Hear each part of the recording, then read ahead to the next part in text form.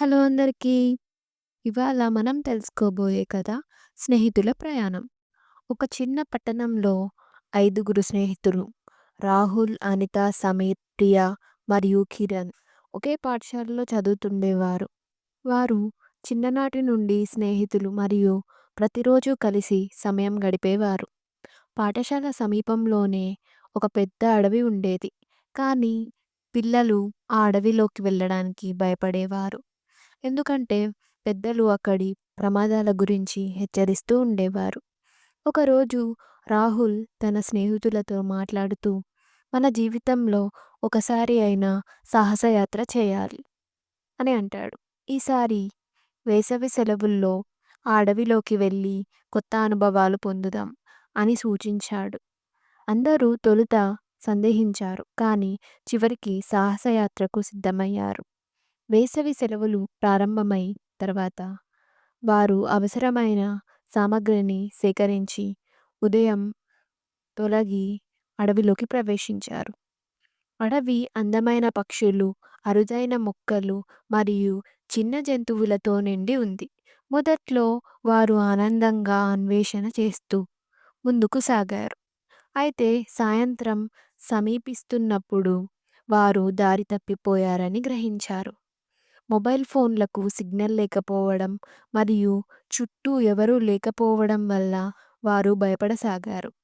రాహుల్ ధైర్యంగా, మనకు భయపడాల్సిన అవసరం లేదు, మనం కలిసి ఉంటే ఈ సమస్యను ఎదుర్కోవచ్చు అని చెప్పాడు. అందరూ కలిసి ఒక ప్రణాళిక రూపొందించారు. సమీర్ తన దగ్గర ఉన్న కంపాస్ను ఉపయోగించి దక్షిణ దిశను గుర్తించాడు. అనిత తన నాన్న దగ్గర నేర్చుకున్న నైపుణ్యాలతో తినదగిన పండ్లను గుర్తించింది. ప్రియా మరియు కిరణ్ ఒక చిన్న ఆశ్రయం నిర్మించి రాత్రిని అక్కడ గడిపేందుకు ఏర్పాట్లు చేశారు. రాత్రి సమయంలో వారు ఒక పెద్ద శబ్దం విన్నారు. అందరూ భయంతో నిశ్శబ్దంగా ఉండిపోయారు. కొద్దిసేపటి తర్వాత ఒక పెద్ద జింక వారి ముందు ప్రత్యక్షమైంది. అది వారికి హాని చేయకుండా నెమ్మదిగా వెళ్ళిపోయింది.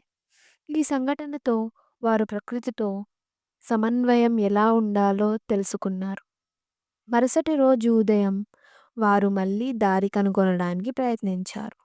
కొన్ని గంటల తర్వాత ఒక చిన్న నది కనిపించింది. వారు ఆ నదిని అనుసరించి నడవసాగారు. చివరకు ఒక గిరిజన గ్రామానికి చేరుకున్నారు. ఆ గ్రామస్తులు వారికి ఆహారం, విశ్రాంతి ఇచ్చి పట్టణానికి తిరిగి వెళ్ళేందుకు సహాయం చేశారు. ఈ అనుభవం ద్వారా స్నేహితులు సహకారం, ధైర్యం మరియు ప్రకృతిని గౌరవించడం వంటి విలువలను నేర్చుకున్నారు. వారు ఈ సాహసయాత్రను జీవితాంతం గుర్తుంచుకున్నారు మరియు తమ అనుభవాలను ఇతరులతో పంచుకున్నారు. ఈ కథకు సందేశం ఏమిటంటే, స్నేహితులతో కలిసి పనిచేయడం, ధైర్యం మరియు సహకారం ద్వారా ఎలాంటి సమస్యలనైనా ఎదుర్కోవచ్చు. ప్రకృతిని గౌరవించడం మరియు దాని నుండి నేర్చుకోవడం మనకు కొత్త అనుభవాలను అందిస్తుంది. ఈ కథ మీకు నచ్చితే లైక్ చేయండి, షేర్ చేయండి, సబ్స్క్రైబ్ చేయండి.